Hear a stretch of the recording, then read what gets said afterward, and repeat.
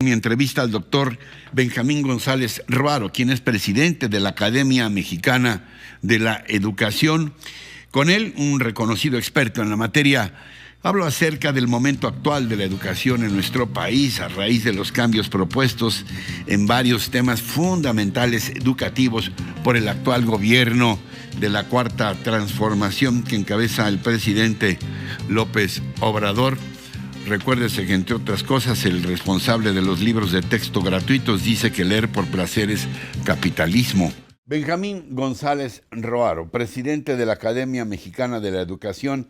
Antes que nada, muchas gracias por esta entrevista, por esta conversación sobre lo que ha sido la pasión de tu vida, Benjamín, la educación, sobre todo pública en México. Gracias. Gracias a ti, Ricardo. Sí, creo que la educación además es un tema que a todos los mexicanos nos debe de interesar e involucrar, porque ahí está el presente y el futuro de nuestra nación. Benjamín, en términos generales, sé que no está sencillo definirlo, pero en términos generales, ¿cómo definirías la propuesta educativa del actual gobierno de la Cuarta Transformación? Mira, de entrada, creo que esta propuesta marca una gran incongruencia con ellos mismos. Y te voy a explicar por qué. El primer asunto es que Sí. su frase ha sido primero los pobres. Venimos saliendo de una pandemia en la cual tuvimos un gran rezago educativo, mucha gente que desertó de la escuela y lamentablemente quienes más han sufrido estos problemas de desaprendizaje y deserción han sido los pobres. Y en vez de tener en este momento a la Secretaría de Educación Pública estableciendo programas de recuperación, los vemos haciendo estos planteamientos que son muy incongruentes. Entonces, se está dejando que esa población, los más pobres, que son los más desfavorecidos en este proceso pospandemia, sigan en una situación de retraso. En segundo lugar, hay una gran incongruencia porque esta misma Cuarta Transformación realizó una reforma educativa al inicio de la administración. Sí. Y en esta reforma educativa dijo, entre otras cosas, que se creaba un organismo para la mejora continua de la educación, con un consejo técnico, y que en el futuro iba a ser a través de este organismo como se dieran los cambios educativos. Bueno, se desapareció el Consejo de la Evaluación Educativa y se creó este organismo con su consejo técnico que no ha hecho nada. En lugar de que sea este consejo técnico el que esté haciendo las propuestas, es una dirección general de materiales educativos que está haciendo una serie de propuestas que no es su facultad ni legal ni en el reglamento interno de la Secretaría de Educación Pública, y entonces que se nos explique qué está pasando con ese organismo que tiene un edificio muy bonito ahí en Barranca del Muerto, pero que nadie sabe qué está haciendo. Y hay otra incongruencia importante. En la propia reforma de esta administración se establecen las asignaturas que deben de tratarse en la educación. Y esta reforma plantea desaparecer las asignaturas. Entonces, hay mucha incongruencia y de ahí iniciaría yo pues una calificación de la propuesta que estamos observando. Ahora, dime, hay dos o tres puntos muy concretos que quisiera comentar contigo. En primer lugar, de pronto se nos dice que el modelo de la escuela de tiempo completo, que venía, y tú lo conoces muy bien ese modelo, que venía funcionando de manera muy efectiva, dando, sobre todo en funciones de la pandemia, dando tiempos extras de clases a 3 millones de niños y dando alimentos a 1,5 millones de esos niños, de pronto desaparece porque ya no hay presupuesto, porque la señora secretaria de Educación dice que se necesita pintar y darle mantenimiento a las escuelas y que entonces eso hace imposible que se pueda cumplir con el programa de escuelas de tiempo completo. Y se propone otro programa distinto, pero se supone que ese presupuesto ya estaba asignado. ¿Qué pasa con eso? ¿Por qué? ¿Por qué desaparecer un programa que estaba ya funcionando y dando beneficios a nuestros niños? Mira, rápidamente, no quiero extenderme mucho porque es un tema que me apasiona Realmente me tocó en la administración, donde tuve el privilegio de ser subsecretario, echar a andar este modelo que primero empezó en la Ciudad de México y quiero decir que no fue una ocurrencia, fueron estudios los que nos llevó a concluir que las escuelas de tiempo completo debían de existir. Y los estudios que hicimos de evaluación acerca de cuáles eran los elementos que impactaban en la calidad de la educación, nos encontramos tres. Uno es la expectativa que los papás tienen sobre la educación de sus hijos. Entre más alta es esa expectativa, mejor educación reciben los hijos, los papás se involucran. Dos, la alimentación. Es muy Sí, importante porque teníamos niños o tenemos niños que llegan sin desayunar y mal comen todo el día. Y tres, el tiempo que se les dedica en la escuela, porque la propia escuela es un factor protector, pero además es un factor de interrelaciones humanas que está educando. Entonces, de ahí salió la escuela de tiempo completo como una respuesta a esta necesidad de los estudios. Ahora, desaparecerlo me parece un grave error.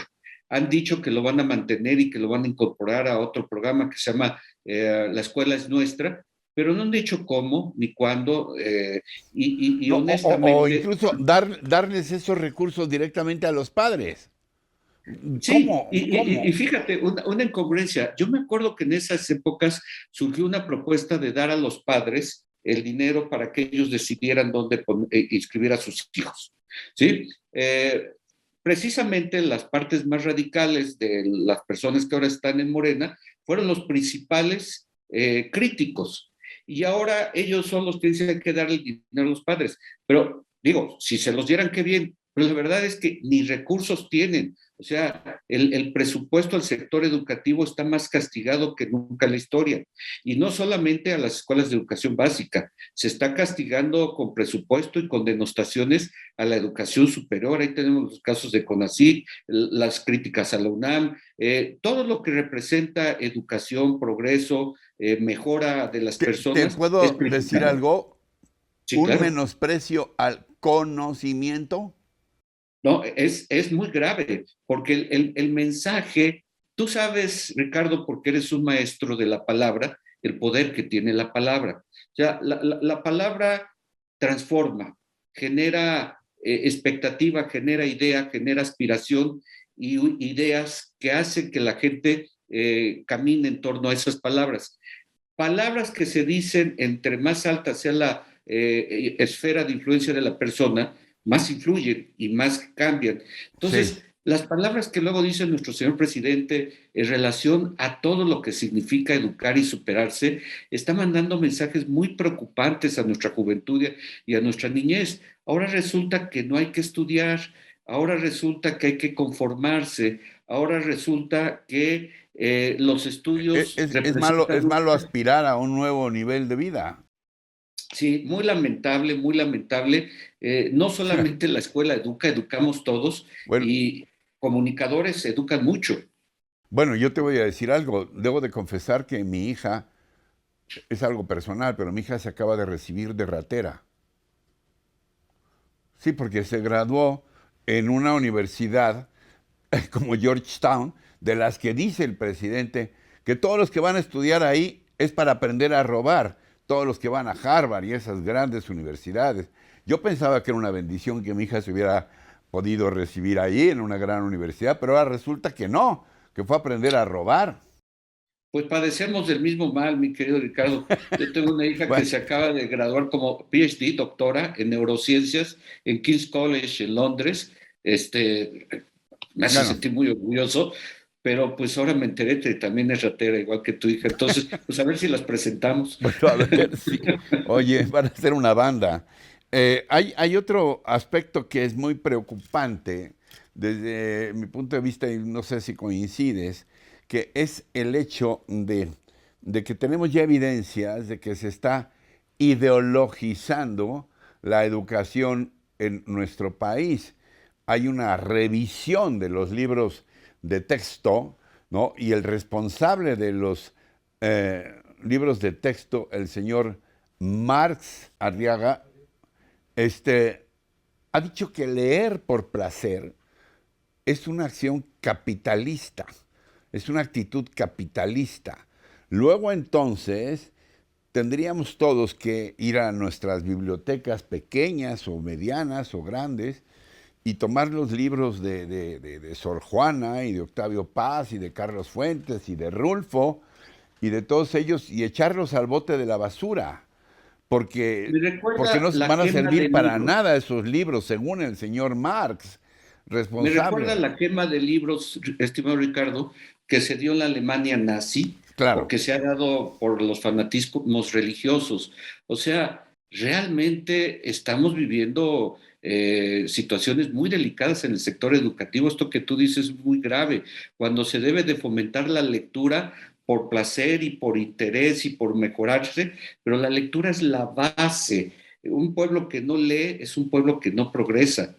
Sí, es muy delicado. Y mira, hay funcionarios en la Secretaría de Educación Pública que efectivamente están ideologizando mucho al sector.